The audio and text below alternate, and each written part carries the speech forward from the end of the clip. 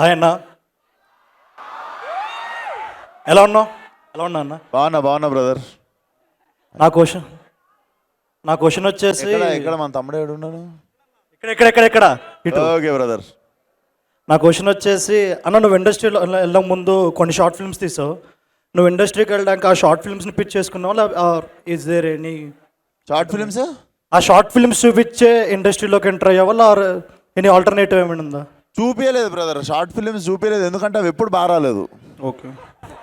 నేను ఒక 40-50 short ఫిల్మ్లు తీసానంటే 48 short ఫిల్మ్లు delete చేశా. పిట్ట కథ అని చెప్పి ఒక్క షార్ట్ ఫిల్మ్ మాత్రం I felt I made a decent job.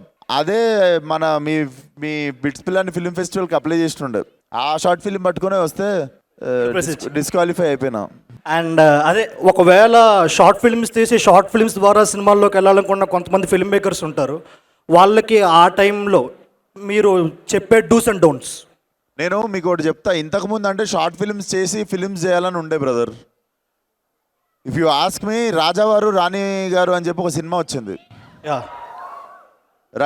Ravikiran Kolla, who was supervisor for Ashokavanamlo Arjuna కళ్యాణంకి. Is directing a film with Vijay Deverakonda no. So ఆ డైరెక్టరు ఎవ్వరి గురించి ఆగలేదు, రవికిరణ్ అనేటైనా. సోనీ A7S పట్టుకొని, సోనీ ఆల్ఫా ఎస్, అప్పుడు ఇంకా బేసిక్ ఫస్ట్ వర్షన్ అది పట్టుకొని రాజావారు రాణిగారు అని సినిమా తీసేశాడు. సినిమా ప్రివ్యూ అయిన తర్వాత చాలామందికి తెలియదు అది సోనీ A7లో తీసినట్టు.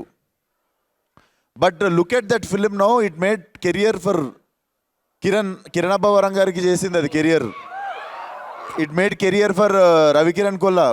It made career for DOP. నా ఫలక్నామా దాస్ డిఓపినే ఉండే దానికి కూడా. He only directed Ashokavanamlo Arjuna కళ్యాణం.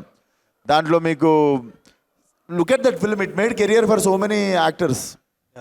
సో ఇంతకుముందులాగా ఇంకా షార్ట్ ఫిల్మ్, ఫీచర్ ఫిల్మ్ లేదు brother. We have technology in our hands. ఎవడన్నా తీసేవచ్చు సినిమా అంతే.